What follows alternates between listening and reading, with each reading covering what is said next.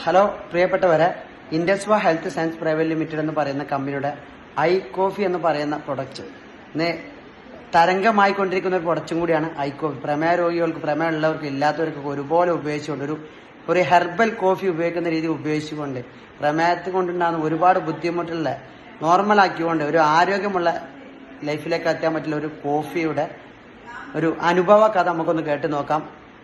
എടവണ്ണ സ്വദേശി, എടവണ്ണ ഒതായിലുള്ള നാസർക്ക് അദ്ദേഹം I coffee ഉപയോഗിച്ച് അദ്ദേഹത്തിന്റെ അനുഭവം ഒന്ന് കേട്ട് നോക്കാം.